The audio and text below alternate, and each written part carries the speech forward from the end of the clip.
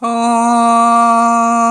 Namaste Sate Sarvaloka Shrayaya Namaste Chitte Vishwarupatmakaya Namo Dvaita Tataya Mukti Pradaya Namo Brahmane Vyapine Nirgunaya Tvamekam Sharanyam Tvamekam Varenyam Tvamekam Jagatakaranam Vishwarupam Tvamekam Jagatakatri Patri Prahartri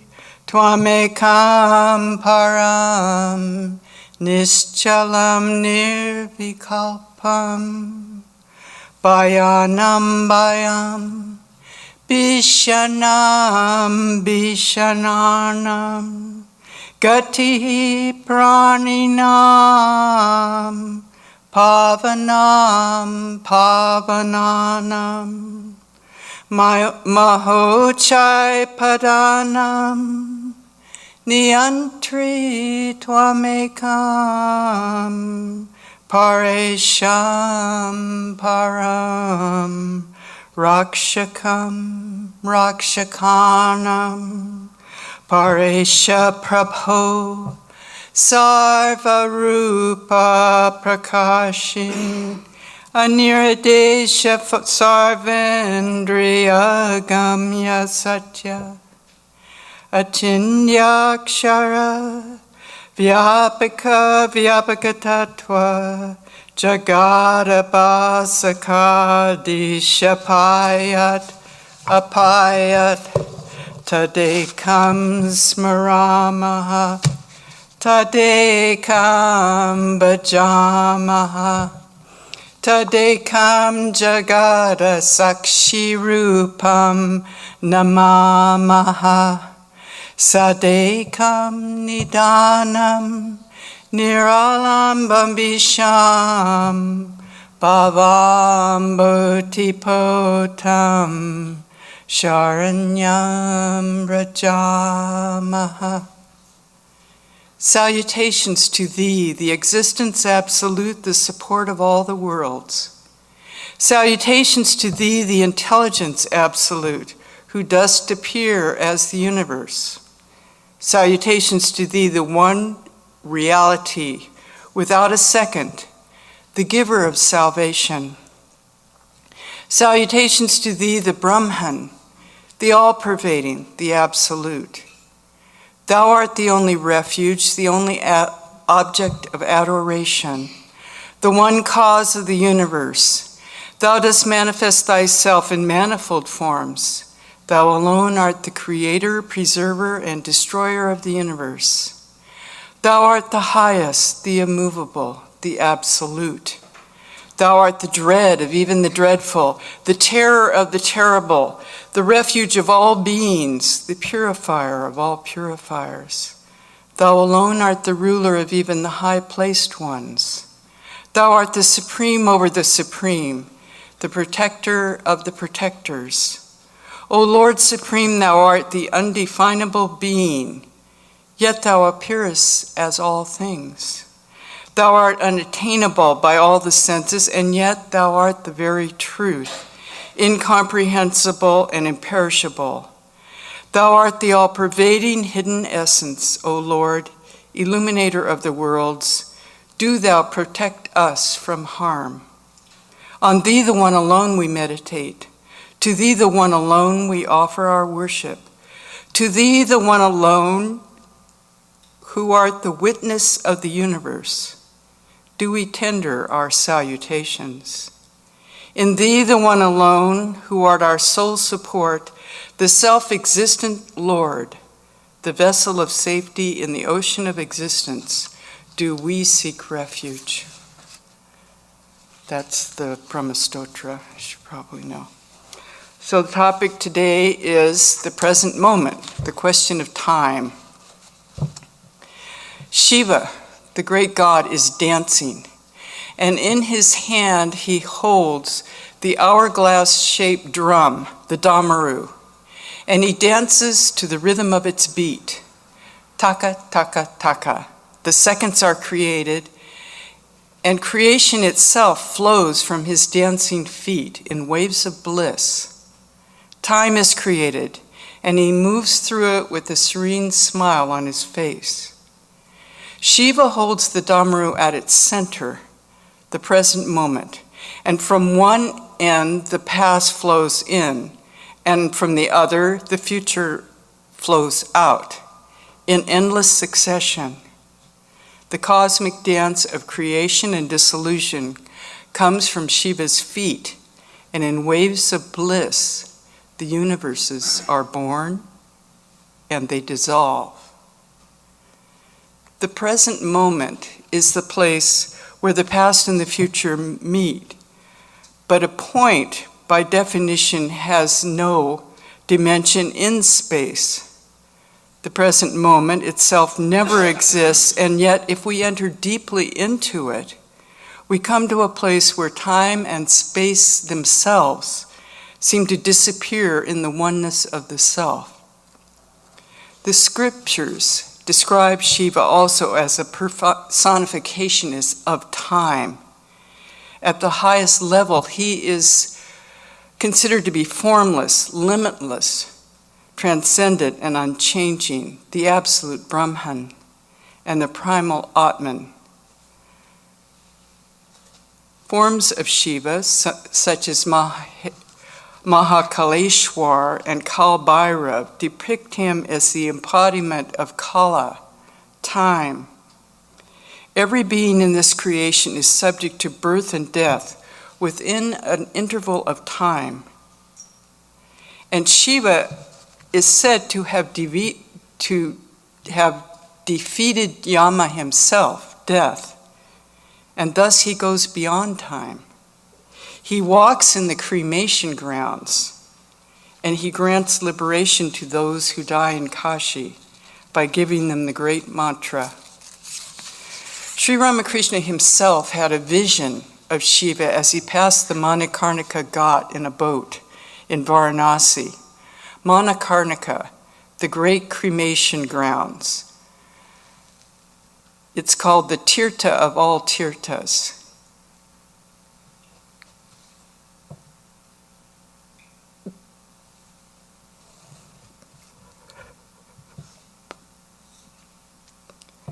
The master described his vision thus: I saw a tall white figure with tawny matted hair steadily approaching each funeral pyre in its turn, and he carefully raised each individual soul from his cast-off body, and he whispered into its ear the particular name of Brahman that liberates the soul. Seated on the opposite side of the pyre, the all-powerful Divine Mother Kali untied the gross, subtle, and causal knots of bondage created by the individual soul, and thus sent the soul to the Absolute by opening the gate of liberation. Lord Vishwanath was blessing those souls by bestowing in an instant the experience of non-dual infinite bliss that people can attain only after ages of concentration and austerity. Quote, Shiva's radiance is above all. He's the immanent, the vital breath, eternal. He is everything that was and will be. Knowing that, one can meet death, because there is no other way that leads toward liberation of the soul. This is from the Kaivalya Upanishad, verses 6 through 9.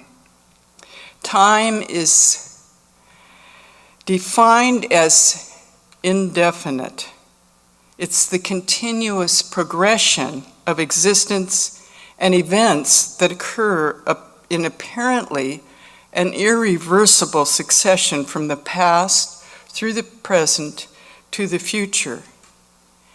Time is a component quality of various measurements used to sequence events, to compare the duration of events or the intervals between them, and to quantify rates of change of qualities in matter, reality, or in the conscious experience.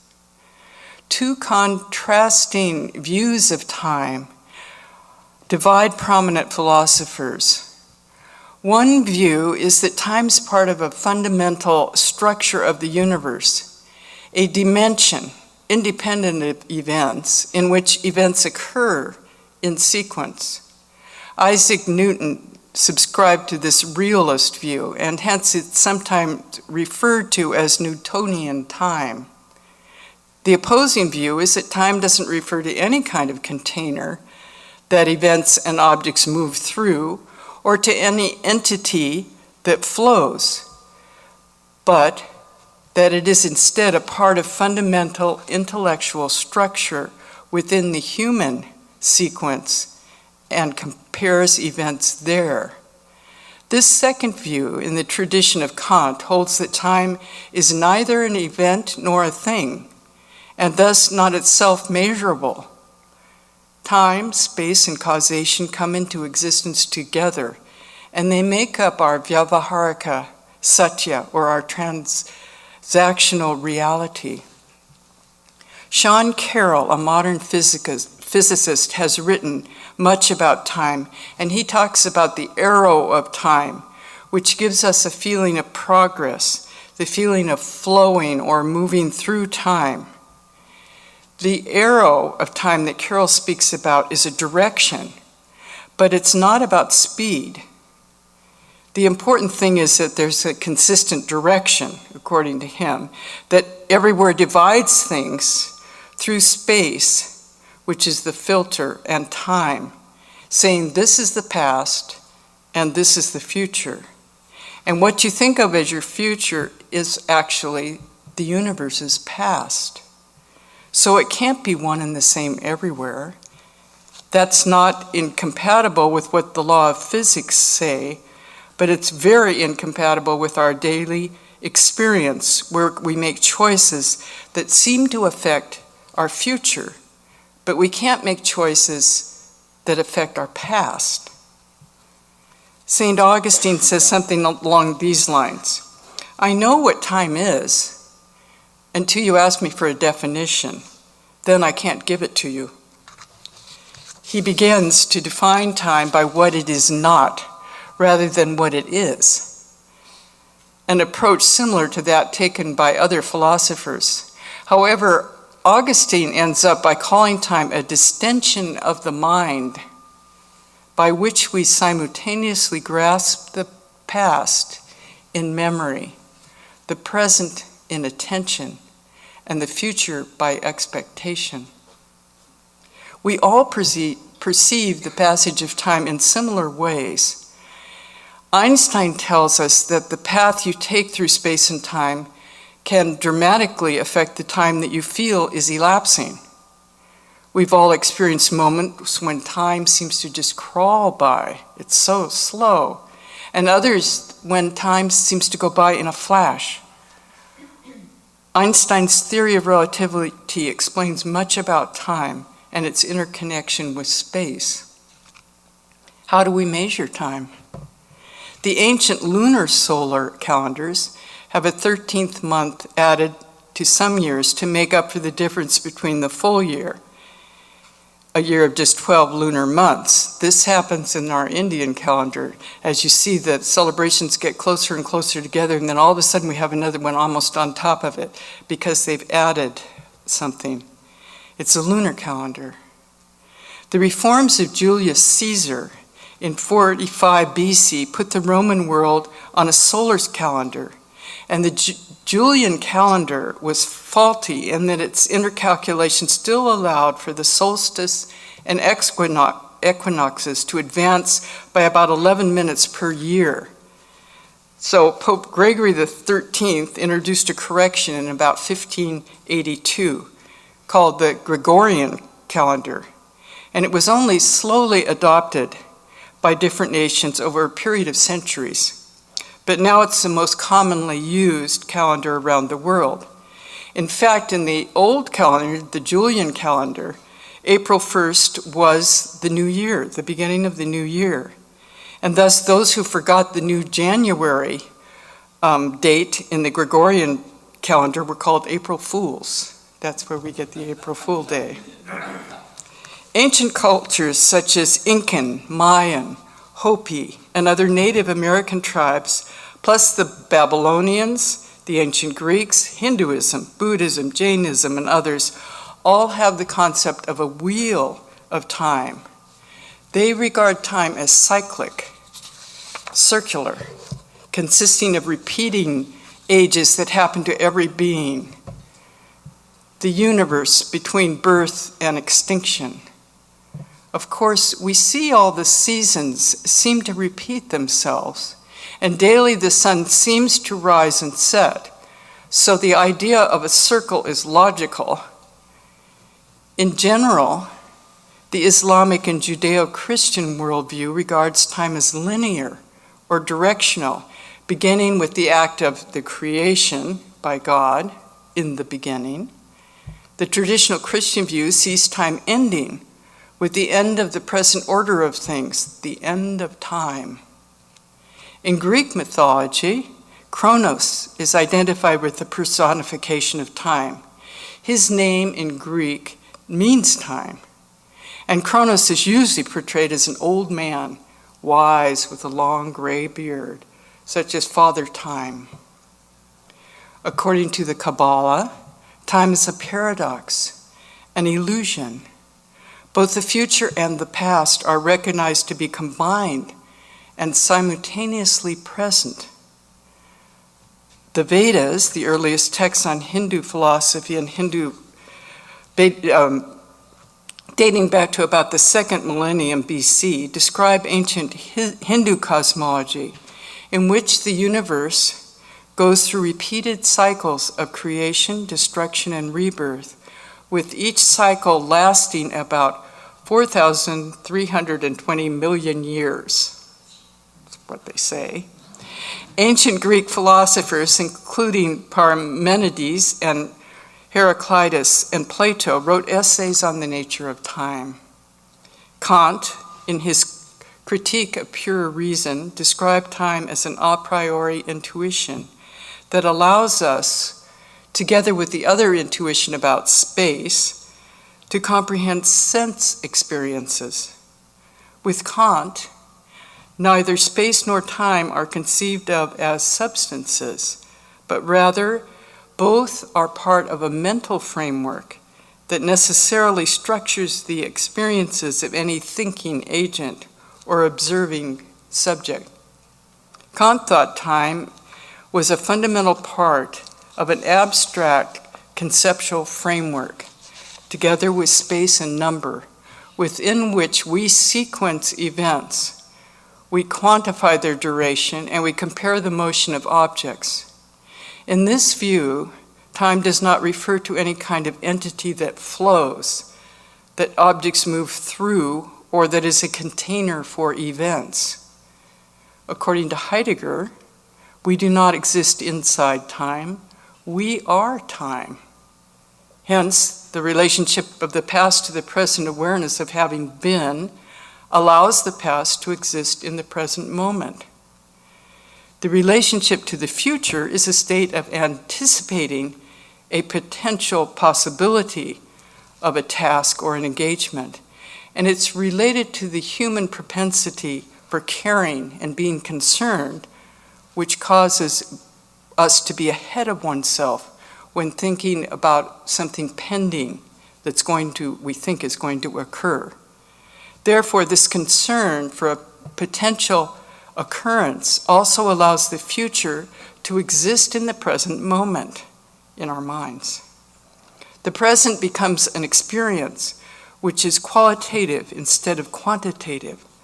Heidegger seems to think that this is the way that linear relation with time or temporal existence is broken or transcended. We're not stuck in a sequential time. We are able to remember the past, And we're also able to project the future. We have a kind of random access to our representation of temporal existence. We can, in our thoughts, step out of sequential time. In the 5th century BC, Antiphon, a sophist, in a fragment preserved from his chief work on truth, held that time is not a reality, but a concept or a measure. Another Greek went further, maintaining that time, motion, and change were all illusions. Time as an illusion is also a common thought in Buddhist philosophy. The modern philosophical theory called presentism views the past and the future as human mind interpretations of movement instead of real parts of time or dimensions which coexist with the present. This theory rejects the existence of all direct interaction with past or future, holding that only the present moment is tangible. A man named Dr. Bradford Scow says that the time flows like a river is not correct. He claims space-time is a block universe where past, present, and future all exist together at the same moment. In the Bhagavad Gita, in chapter 11, Krishna gives Arjuna a vision of his universal form as time, the all-destroyer. And he tells him, I am the mighty, all-destroying time, now engaged in wiping out the world. He tells him that the warriors on the battlefields have already been destroyed. Arjuna sees that everything is rushing toward the mouth of time and it's being chewed up and consumed there. The battle has already been fought. The warriors are already killed. Is time real in the objective universe or subjective? We all know that sometimes it seems to fly by or go slowly.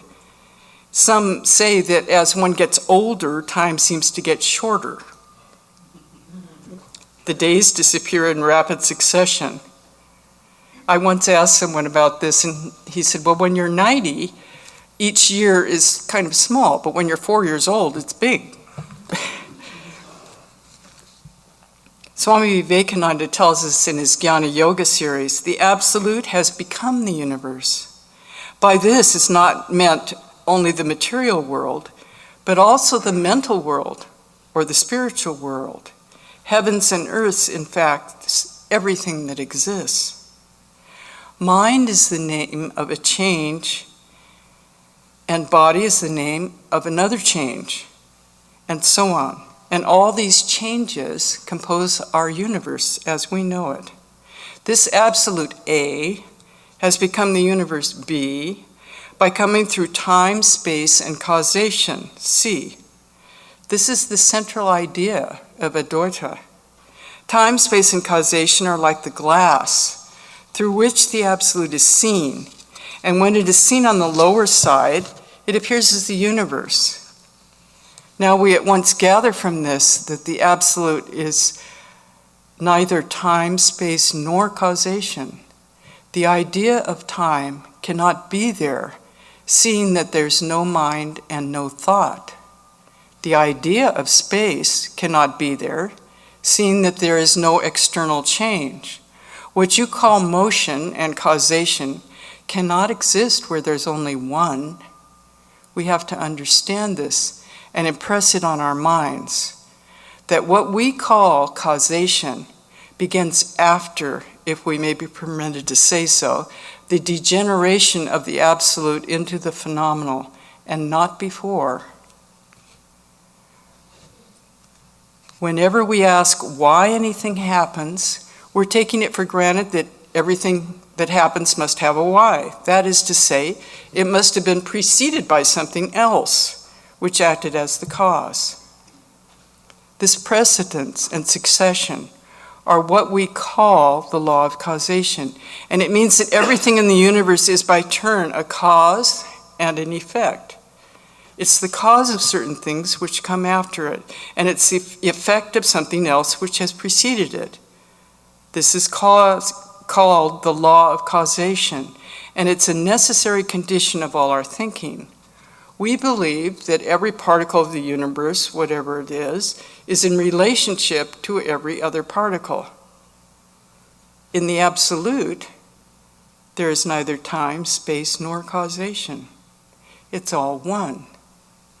That which exists by itself alone cannot have any cause. That which is free cannot have any cause, or else it wouldn't be free. It would be bound. But that which has relativity cannot be free.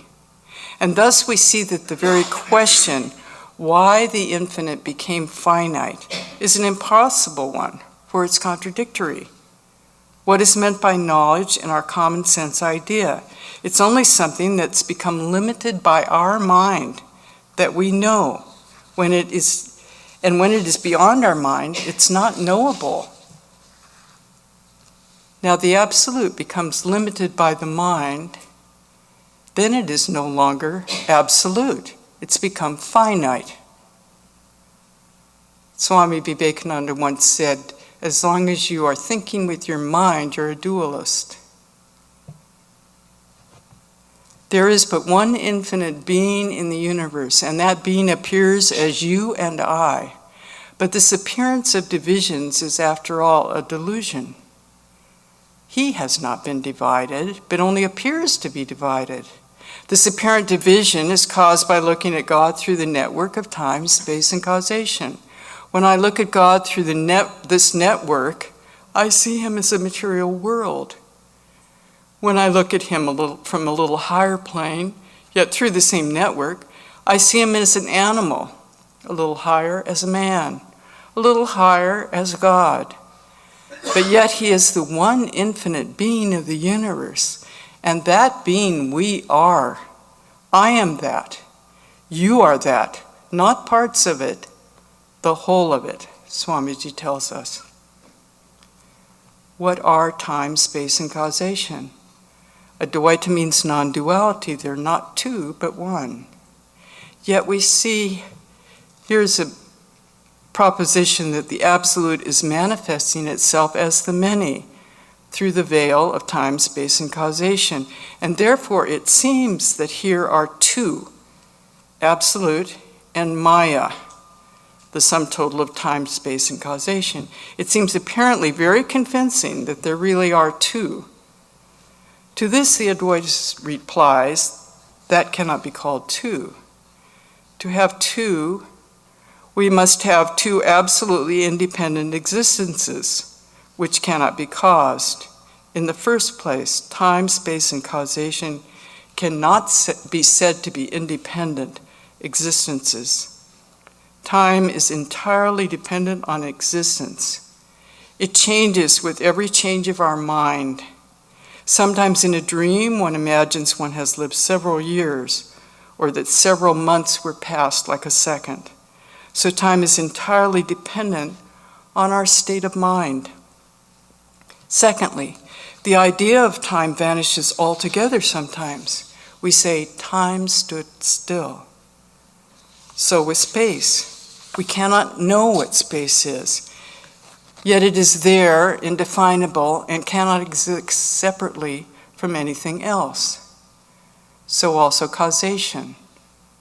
The one peculiar attribute we find in these time, space, and causation is that they cannot exist separately from other things. Try to think of space, just abstract space. You cannot. You have to think of it as space between two limits, or between three objects. It has to be connected with an object to have any existence. So with time, you can't have any real abstract time. You have to take two events, one preceding and one succeeding, and join them together in the idea of succession. Time depends on these two events, just as space has to be related to outside objects. And the idea of causation is also inseparable from time and space. This is the peculiar thing about them, that they have no independent existence.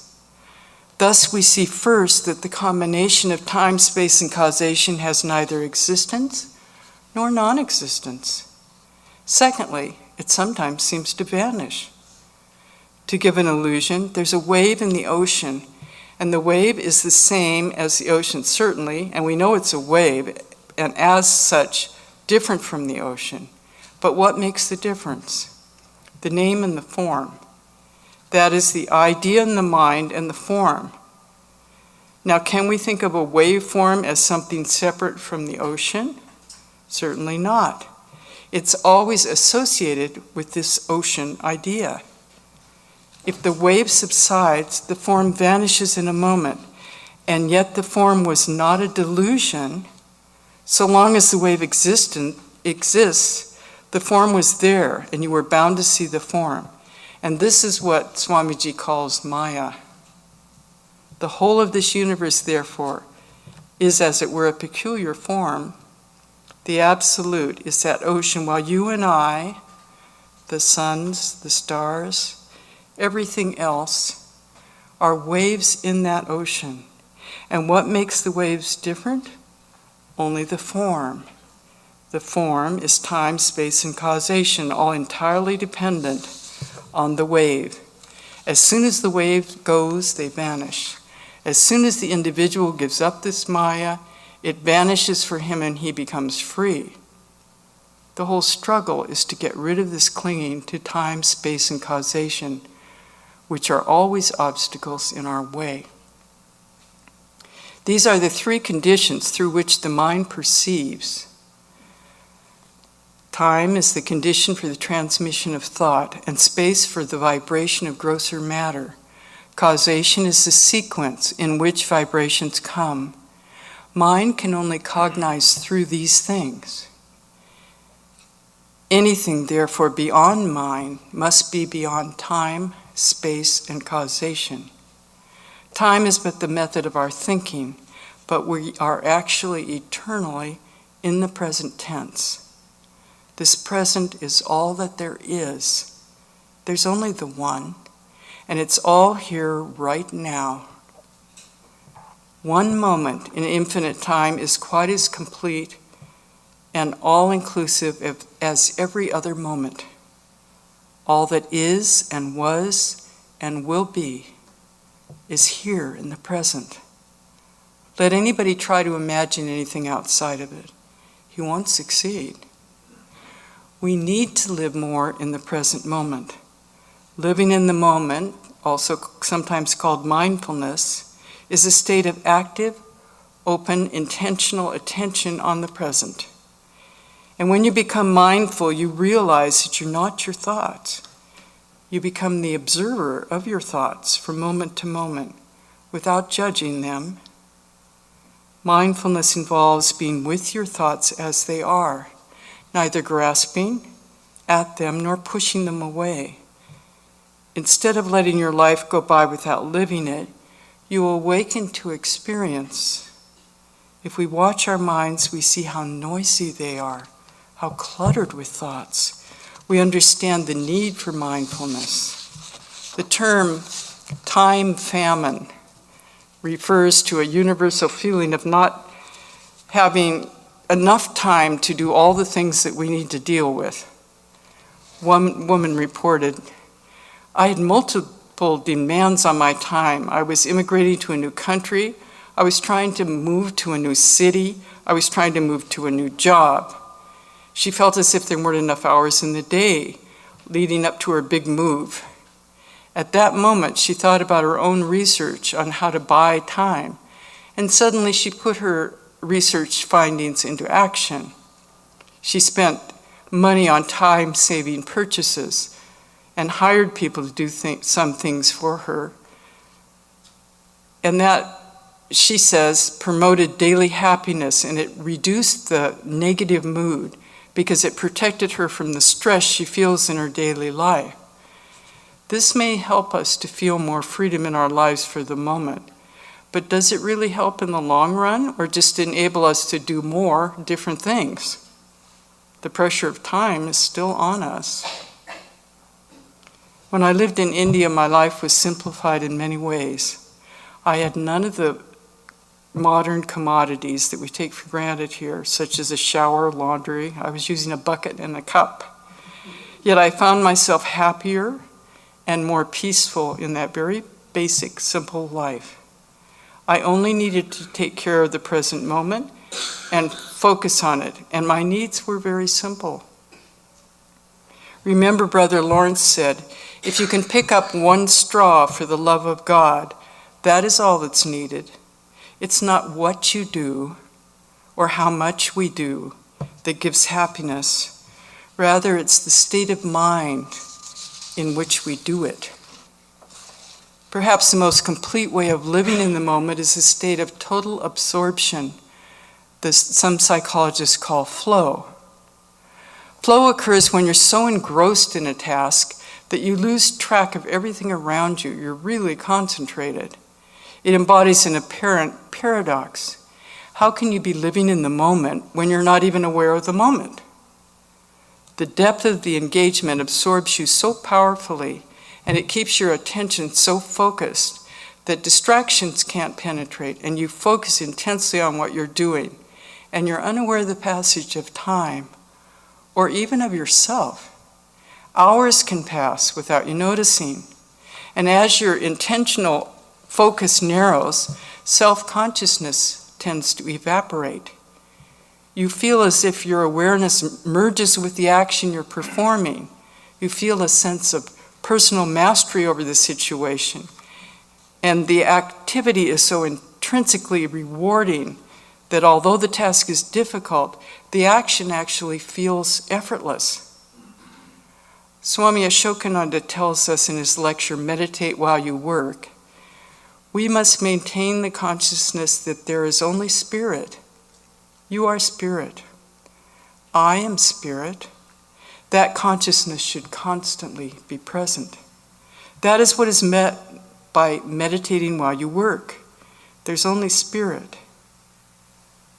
Spiritual teachers will tell you that if you want to succeed in meditation, you must maintain the meditative spirit all day long. There's a joke. It's actually a cartoon of two Zen monks meditating. And one's older than the other one, and the younger one looks over at the older one with a questioning look. And the older one responds, "Nothing happens next. This is it."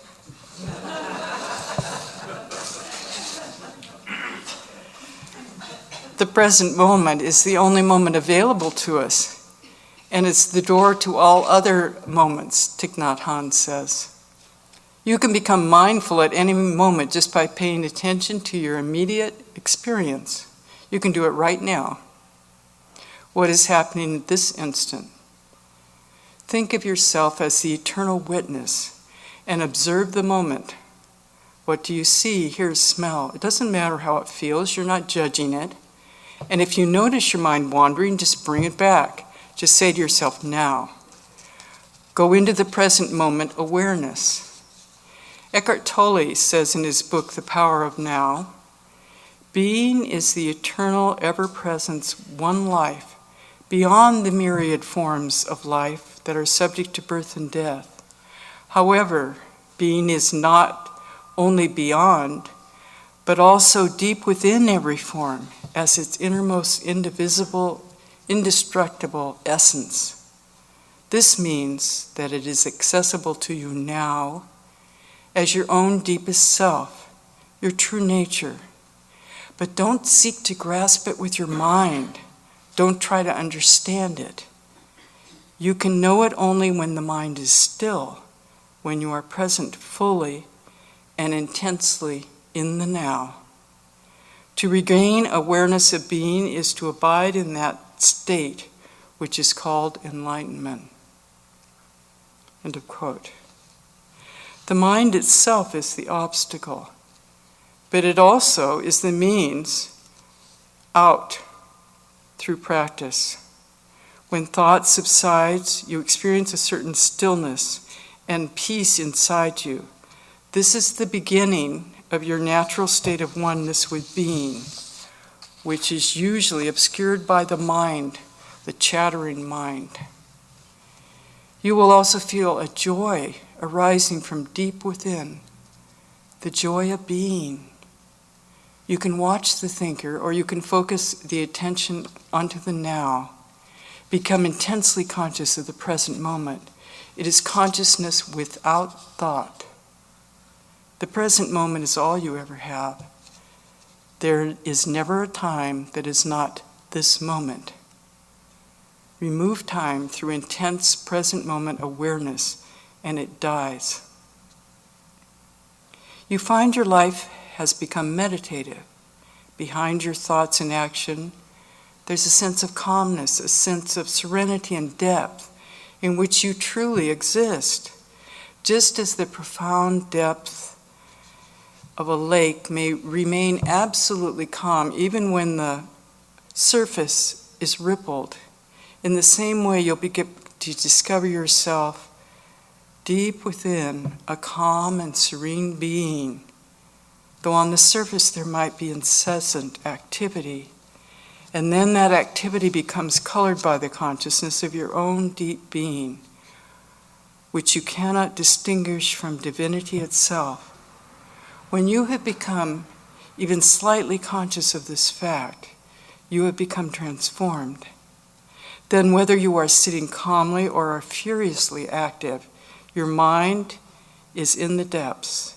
Go a little deeper and you will find God Himself, nothing but God Himself. The Yoga Vishishta, world within the mind, tells us He is the form of the intellect, the source of all light, and glorious as a million suns. He encompasses within Himself this mundane sphere and all other worlds and all they contain, and all-powerful time, which hurtles them onward, is the warder at the threshold of His eternity. He is situated in the midst of all things and is the sole giver of strength and energy to all.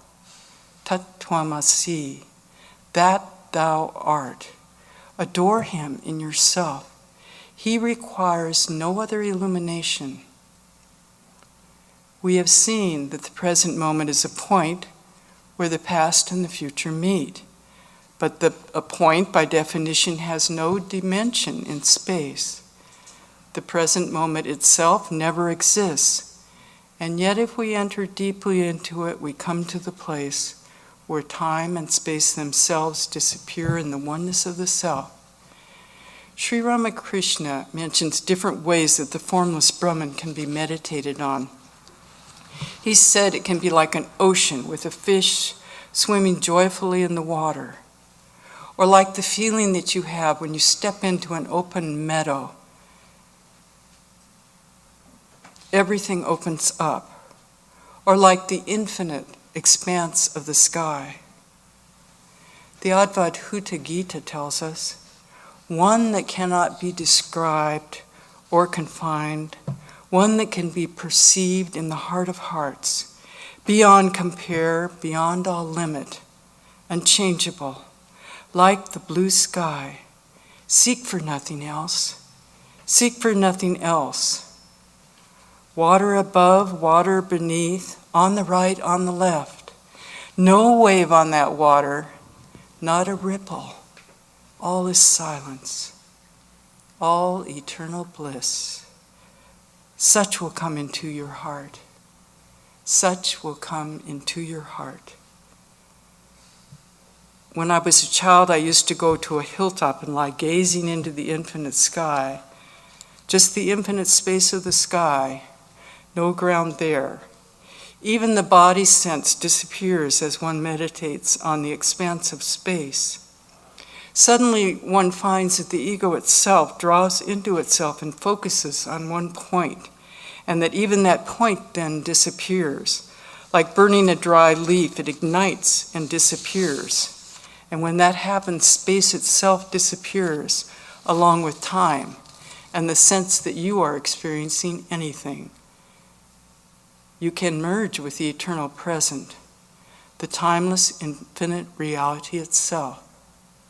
Sri Ramakrishna once told a wonderful story of the sun, which was reflected in the water in 10 pots. And he said, "How many suns do you see?" And the people around answered, "The one sun and the 10 reflected suns." Then he asked, "If you break one pot, how many suns do you see?" He said, they say, "The one sun and the 9 pots." And he said, "If you break one pot after another until they are all broken, one by one, what do you see then?" Girish, the intellectual who was present, said, "Just the sun remains." Ramakrishna replies, "No, what is, is.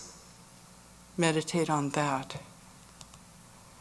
Once when Swami Seshananda was giving a lecture in San Francisco, he was going on for a very long time, and Swami Prabhupada went up to him, and he went up to the lectern and he tapped his watch. "Time, Maharaj, time." And Swami Seshananda turned to him and he smiled very sweetly, and he said, "Yes, time, what is time?" And he began a whole nother lecture on time. I'm not going to do that to you, but I'll end where I began, with Shiva. Shiva, the great god, is dancing, and in his hand, he holds the hourglass-shaped drum, the damaru.